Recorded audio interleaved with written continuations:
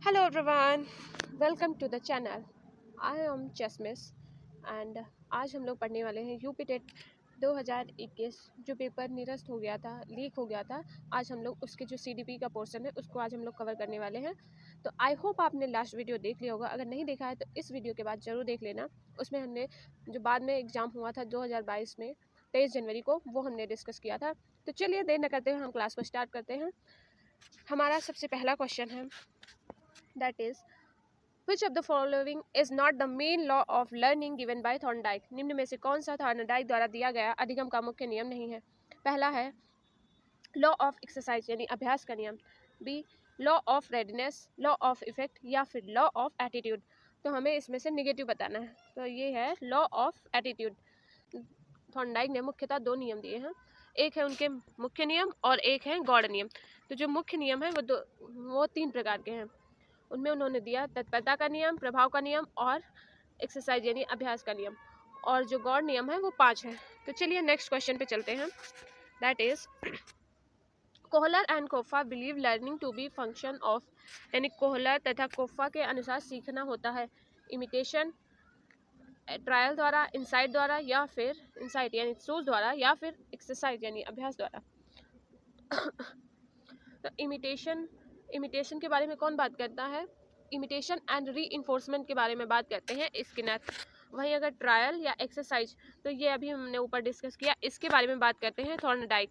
अगर बात की जाए कोहलर, कोफा या वर्दिमर या की, तो वो बात करते हैं इंसाइट यानी सूझ द्वारा सीखने की। तो जो कोहलर हैं उन्होंने किसके ऊपर प्रयोग किया था, इसको आपको नीचे कमेंट में बताना है। हमने लास्ट वाली जो क्लास है उसमें इसको डिस्कस किया था, इसमें ये क्वेश्चन भी आया हुआ था। सो अभी हम चलते हैं नेक्स्ट क्वेश्चन पे, that is who was the father of social constructivism, यानी सामाजिक निर्माणवाद के जनक कौन थे? नोवाक, वाइगोत्स्की, पियाजे या फिर गेसरफेल्ड। तो जो सोशल कंस्ट्रक्टिविज्म है यानी सामाजिक निर्माणवाद के जनक जो हैं वो कहे जाते हैं वाइगोत्स्की को। यानी जो वाइगोत्स्की हैं ये बच्चे के सोशल डेवलपमेंट पर बात करते हैं कि बच्चा जो है वो समाज के द्वारा इंट्रैक्शन करके ही सीखता है। तो इसका ऑप्शन नंबर बी सही हो जाएगा। नेक्स्ट है विच of the following is not a characteristic of development, निम्न में से कौन सी विकास की विशेषता नहीं है? टू बी क्यूमुलेटिव यानी संचयी होना, टू बी डायरेक्शनल यानी दिशात्मक होना, टू बी स्पेसिफिक यानी विशिष्ट होना, या फिर to be uncontrol and independent यानी अनियंत्रित और स्वतंत्र होना। तो यही है चौथी, यानी जो विकास है वो अनकंट्रोल्ड तो नहीं होता है, नहीं अनियंत्रित तो नहीं होता है। ऐसा नहीं है कि किसी की नाक बहुत ही लंबी हो जाए, इतनी लंबी यानी कि 1 फीट की, ऐसा तो नहीं होता है। तो अनियंत्रित यानी अनकंट्रोल्ड एंड इंडिपेंडेंट, ये वाला विकास का सिद्धांत नहीं, बाकी है। नेक्स्ट है author of the book hereditary genius, यानी हेरिडिटरी जो जीनियस बुक है इसके लेखक कौन है? हरलॉक, गाल्टन, वुडवर्थ या फिर रॉस। तो हेरिडिटरी जीनियस जो है ये गाल्टन की बुक है। यूपी टेट में कई सारी बुक्स पूछी गई हैं, तो आई विल ट्राई कि जो भी बुक्स पूछी गई हैं उनको एक वीडियो में हम नेक्स्ट अराउंड कल ही हम पूरा का पूरा वो करने वाले हैं, जिसमें हम जितनी भी बुक्स आज तक यूपी टेट में पूछी गई हैं या एक दो जो आगे संभावना है उनको हम एक वीडियो में ही कवर कर लेंगे। तो नेक्स्ट है हमारे नेक्स्ट क्वेश्चन की, जो है क्वेश्चन नंबर 6, यानी lowest level of cognitive achievement, यानी संज्ञानात्मक संप्राप्ति का न्यूनतम स्तर है। अंडरस्टैंडिंग यानी बोध, नॉलेज या ज्ञान, एप्लीकेशन अनुप्रयोग या इवेल्युएशन यानी मूल्यांकन। तो लोवेस्ट लेवल है यानी जो सबसे न्यूनतम है वो है ज्ञान, वो है ज्ञान यानी नॉलेज। तो ये दिया है ब्लूम की टैक्सोनॉमी से, यानी जो ब्लूम ने वर्गीकरण किया है, ब्लूम ने 3 प्रकार का वर्गीकरण किया है। नेक्स्ट है कि ब्लूम ने 3 प्रकार का वर्गीकरण किया जिनमें उन्होंने 3H की बात की है। पहला है हेड, दूसरा है हार्ट एंड तीसरा H है वो है हैंड, यानी हेड यानी कॉग्निटिव की बात करता है यानी संज्ञान की बात करता है। दूसरा है H वो है हार्ट का मतलब भावनात्मक, जिसमें भावात्मक जो चीज़ें होती हैं उनकी बात की जाती है, तो वो हार्ट में। तीसरा है H हैंड का मतलब हाथ, यानी जो शारीरिक जो फिजिकल चीज़ें होती हैं उनके बारे में। तो जो संज्ञानात्मक है यानी कॉग्निटिव है वो 6 प्रकार से उन्होंने डिवाइड किया है। उसमें है सबसे पहला है ज्ञान, उसके बाद है बोध यानी अंडरस्टैंडिंग, तीसरा है अनुप्रयोग यानी एप्लीकेशन, चौथा है विश्लेषण, फिर संश्लेषण और लास्ट में आता है इवेल्युएशन। तो यानी कुल ये 6 प्रकार हैं। नेक्स्ट क्वेश्चन पे चलते हैं। The last step of micro teaching is यानी सूक्ष्म शिक्षण का अंतिम सोपान क्या है? फीडबैक यानी प्रतिपुष्टि, पुनः योजना रीप्लानिंग, पुनः प्रतिपुष्ट रीफीडबैक या पुनः शिक्षण यानी री टीचिंग। तो जो सूक्ष्म शिक्षण है इसका जो लास्ट है सबसे आखिरी वाला वो होगा पुनः प्रतिपुष्टि, यानी ऑप्शन नंबर सी सही होगा। तो जो सूक्ष्म शिक्षण है ये टोटल 36 मिनट का होता है, यानी 36 मिनट का होता है और इसमें कुल 6 चरण होते हैं। सबसे पहले होता है योजना, फिर होता है शिक्षण, फिर होता है प्रतिपुष्टि, फिर पुनः योजना, पुनः शिक्षण और पुनः प्रतिपुष्टि, यानी ये कुल 6 चरण होते हैं। ये चरण पूछे जाते हैं यूपी टेट में, तो इसको करके जाना।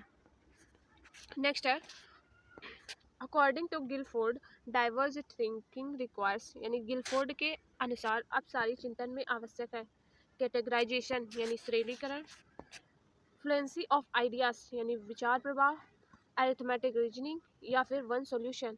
तो वन सॉल्यूशन तो बिल्कुल ही गलत हो जाएगा क्योंकि ये अब सारी चिंतन नहीं बल्कि अभिसारी चिंतन में होता है, यानी जो कन्वर्जेंट थिंकिंग होती है उनमें एक समाधान यानी वन सॉल्यूशन होता है। तो इसका जो सही ऑप्शन होगा वो होगा ऑप्शन नंबर बी यानी फ्लुएंसी ऑफ आइडियाज।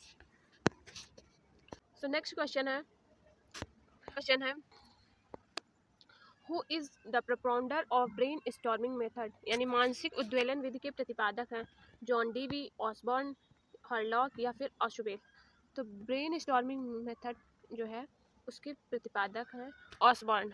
क्रिएटिविटी से रिलेटेड है ये।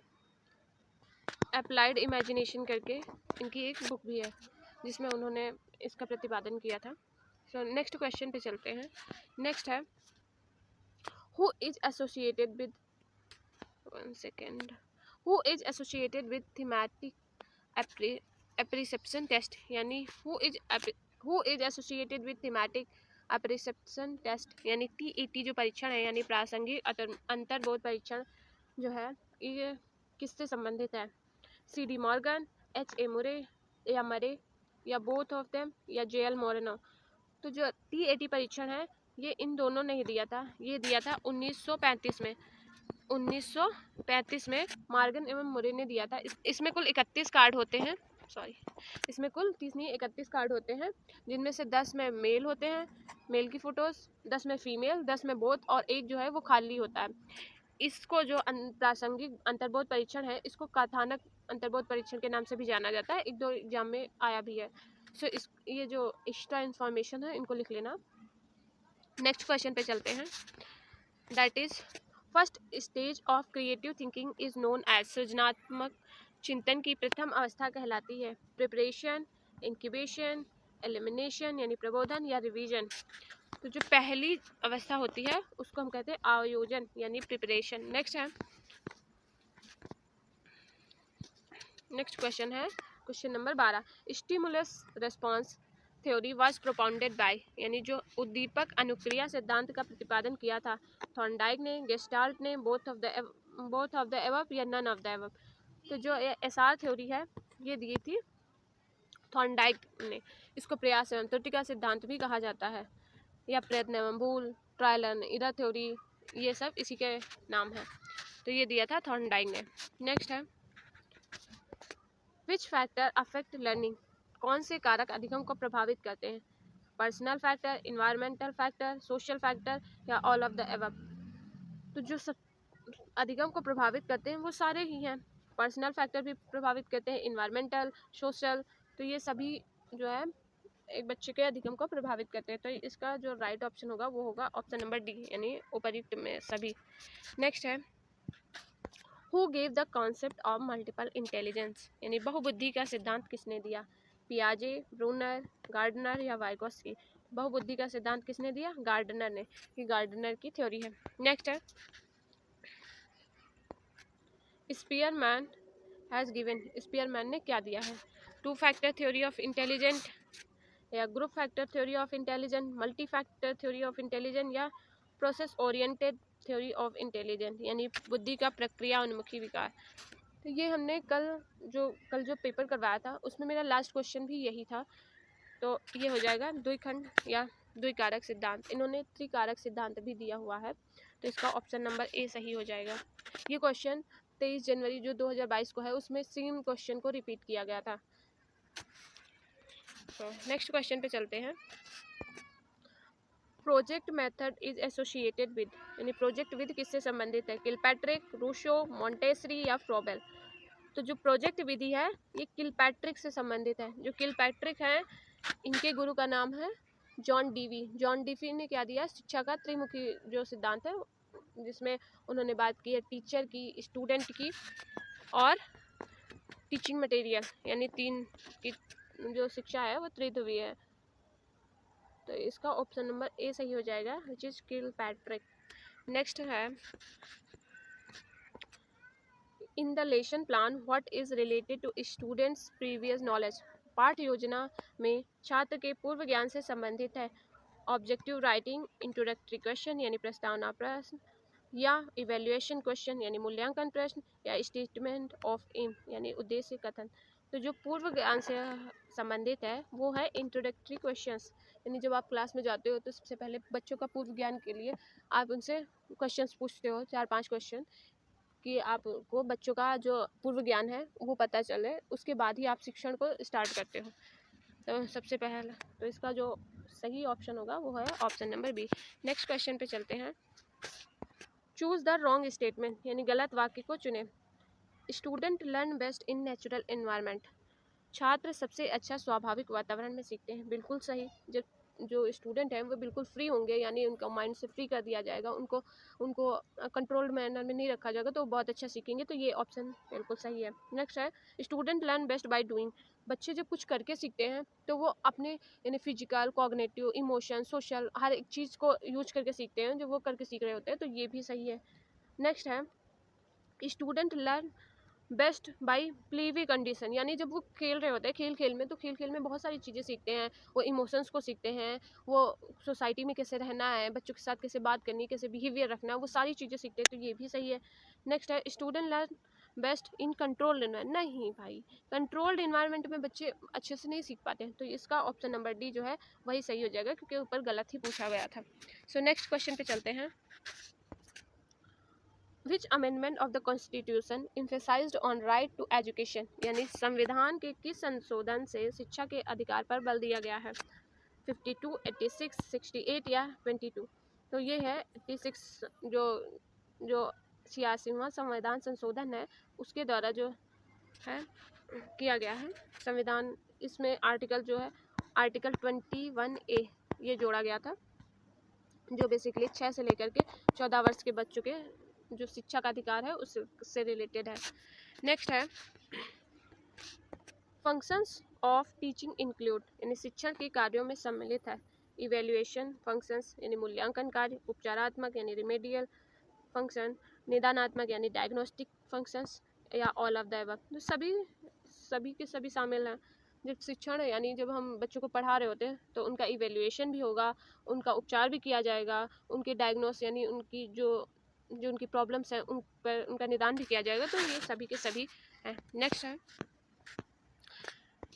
Teaching will be least effective when, शिक्षण सबसे कम प्रभावशाली होगा जब टीचर इज ऑटोक्रेटिक, यानी शिक्षक एकाधिकारवादी है। तो हाँ, अगर टीचर ही अपने आप को सब कुछ समझ रहा है, बहुत ही ऑटोक्रेटिक है, तो शिक्षण ऑफकोर्स सी बात है कि वो कम प्रभावशाली होगा। स्टूडेंट आर पैसिव, तब भी होगा, क्योंकि जब स्टूडेंट ही यानी सीखने वाले जो बच्चे ही हैं वो ही एक्टिव नहीं है तो कैसे शिक्षण अच्छा होगा, कैसे शिक्षण जो है वो इफ़ेक्टिव हो सकता है। तो ये भी सही है, यानी इसको भी हम रॉन्ग ही कर देते हैं। नेक्स्ट है, एम्फेसाइज ओनली ऑन राइटिंग, अगर लिखने पे बहुत ज़्यादा बल दिया जाएगा या रोड लर्निंग पे बल दिया जाएगा तब भी शिक्षण बहुत कम प्रभावशाली होगा। तो यानी इसमें यही पूछा गया कि सबसे कम, तो ये तीनों ही होगा, यानी ऑल ऑफ द अबव सही होगा। नेक्स्ट क्वेश्चन पे चलते हैं। Theory of transformational grammar was given by, यानी भाषा रूपांतरण सिद्धांत दिया था बर्नस्टीन ने, चॉम्स्की ने, फिल्मोर ने या स्किनर ने? तो ये जो भाषा रूपांतरण सिद्धांत है ये दिया है चॉम्स्की ने। इन्होंने बात की है कि बच्चे जो हैं वो, बच्चों में एक यंत्र होता है, वो बच्चे जो हैं वो भाषा का एक यंत्र है, उसको लेकर के LED डिवाइस है उसको लेकर के पैदा होते हैं। मैंने तो कभी नहीं देखा, बट इनका यही स्टेटमेंट है कि जो बच्चे हैं उनके अंदर एक डिवाइस होती है, जो बच्चे हैं वो जो छोटे बच्चे हैं वो बड़ों की अपेक्षा बहुत जल्दी भाषा को किसी भी भाषा को बहुत जल्दी सीख जाते हैं और ये वक्त के साथ साथ कम होती रहती है। सो नेक्स्ट क्वेश्चन है हमारा, which is not correct with reference to physical structure of the body, यानी शारीरिक गठन के संदर्भ में कौन सा सही नहीं है, मीजोमॉर्फिक, एंटागोनिस्टिक, एक्टोमॉर्फिक या एंडोमॉर्फिक। तो ये जो शारीरिक गठन के आधार पे जो व्यक्तित्व दिया है, ये दिया है सेल्डन ने, तो इसको दिया है सेल्डन ने और इन्होंने बेसिकली 3 प्रकार से किया हुआ है, तो जिसमें है मीजोमॉर्फिक, एक्टोमॉर्फिक और एंडोमॉर्फिक। एंडोमॉर्फिक मतलब वो गोल मटोल टाइप वाले, तो इन्होंने 3 प्रकार का दिया, यानी इसको आप याद करने की है ट्रिक है, फिक करके याद कर सकते हो, सब में फिक लगा हुआ है तो उससे आप याद कर लोगे। तो ये सेल्डन है, इन्होंने 3 प्रकार से दिया हुआ है व्यक्तित्व को, जो इन्होंने व्यक्तित्व के बारे में 3 प्रकार से उन्होंने बांटा है। नेक्स्ट क्वेश्चन पे चलते हैं, that is question number 24। Identify the component of motivation from the following, निम्न में से अभिप्रेरणा के घटकों की पहचान करें। नीड यानी आवश्यकता, ड्राइव यानी अंतर्नोद, इंसेंटिव यानी प्रोत्साहन या ऑल ऑफ द एबव। यानी अभिप्रेरणा जो है, अभिप्रेरणा के घटक कौन कौन से हैं। नीड यानी आवश्यकता, ऑफकोर्स सी बात है, अगर कोई किसी को किसी चीज़ की आवश्यकता होगी, जैसे आपको अभी आवश्यकता है यूपीटेट को पास करने की, आपको आवश्यकता है जॉब लेने की, तो आपके अंदर से एक मोटिवेशन है कि आप पढ़ते हो। अदरवाइज जब एग्ज़ाम नहीं होता तो आप वैसे नहीं पढ़ रहे हो जैसे आप अभी पढ़ रहे हो, आपको पता है कि अभी एग्ज़ाम आने वाला है तो अभी आप बहुत अच्छे से पढ़ रहे हो। तो ऑफकोर्स सी बात है, जब नीड होगी, जब किसी चीज़ की नीड है तो बच्चा बहुत अच्छे से पढ़ेगा। इसी तरह अगर किसी के अंदर ड्राइव यानी अंतर्नोद होगा तब भी वो बहुत अच्छे से पढ़ेगा। इंसेंटिव यानी किसी चीज़ के लिए उसे प्रोत्साहन दिया जाएगा तब भी वो प्रेरित होगा तो पढ़ेगा।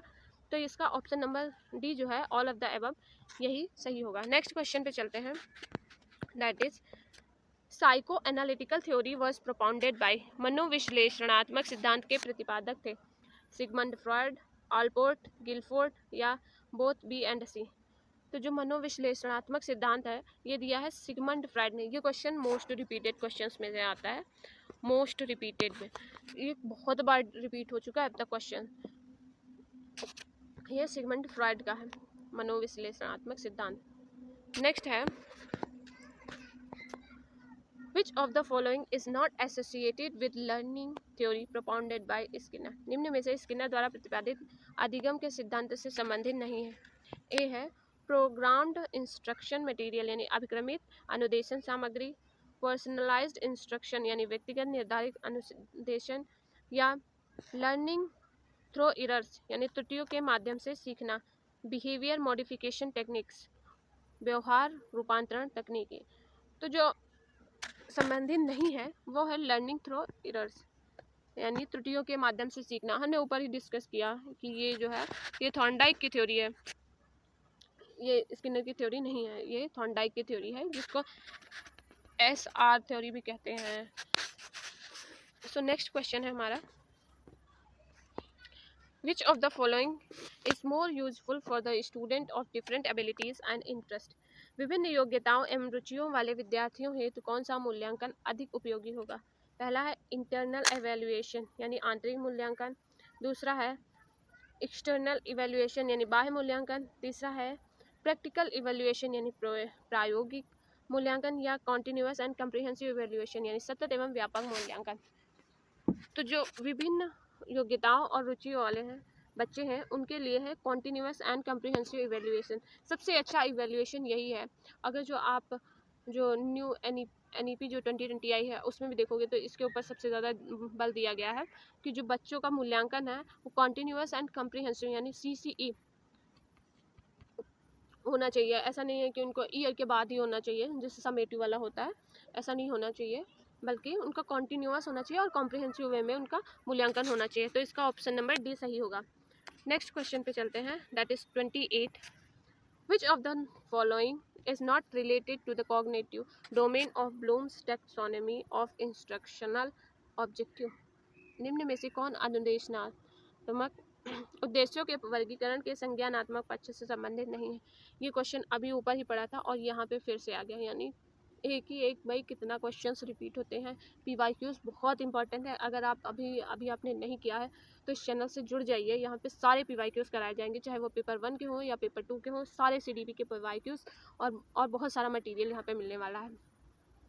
तो PYQs ज़रूर से ज़रूर करके जाना। आई कैन बेट दैट 100 में से अराउंड 60 to 70 अगर आपने अच्छे से PYQs को कर लिया तो 70% आपका जो CDP का पोर्सन है वो कवर है। नेक्स्ट तो इसके बारे में पढ़ते हैं। That is option number A जो है वो है अवबोध, दूसरा है ज्ञान, तीसरा है कैरेक्टर बिल्डिंग और चौथा है एनालिसिस यानी विश्लेषण। तो हमने ऊपर ही बात कर ली, ये है कैरेक्टर बिल्डिंग, ये नहीं है, बाकी सारे तो हैं। यानी जो 6 दिए हैं ब्लूम ने और संज्ञानात्मक यानी कॉग्निटिव डोमेन में, उनमें से यही नहीं है। उसमें से पहला है ज्ञान यानी हमारा नॉलेज, दूसरा है अंडरस्टैंडिंग यानी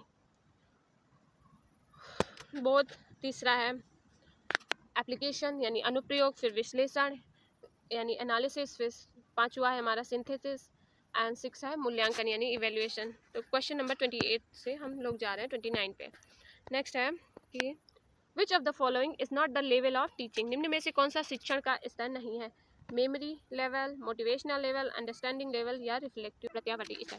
तो शिक्षण के 3 स्तर हैं, 3 हैं, जिनमें से जो मोटिवेशनल स्तर है ये कोई स्तर नहीं है, बाकी जो स्मृति स्तर यानी memory level, understanding level and reflective level ये तीनों ही हैं। तो हमारा जो ऑप्शन नंबर बी है वो सही हो जाएगा, क्योंकि इसमें नहीं वाला ही पूछा गया था। हमारा सबसे लास्ट में क्वेश्चन है, psycho social theory of development was propounded by, विकास के मनोसामाजिक सिद्धांत का प्रतिपादन किया थॉर्नडाइक ने, एरिक्सन ने, स्किनर ने या हॉलॉक ने। तो मनोसामाजिक जो सिद्धांत है ये एरिक्सन ने दिया था, ऑप्शन नंबर बी सही होगा। एरिक्सन ने, इसमें 8 स्टेजेस दी हुई हैं इन्होंने, एरिक्सन ने। तो हमारे जो टोटल 30 क्वेश्चन हैं वो हो चुके हैं, जो पेपर लीक हुआ था। अगर आपको ये क्लास पसंद आ रही है तो इसको ज़्यादा से ज़्यादा लोगों के पास शेयर करें, चैनल को सब्सक्राइब करें और लाइक करें। एंड हम बहुत सारी वीडियोस अभी लाने वाले हैं, तो चैनल के साथ जुड़े रहें। And thank you for watching.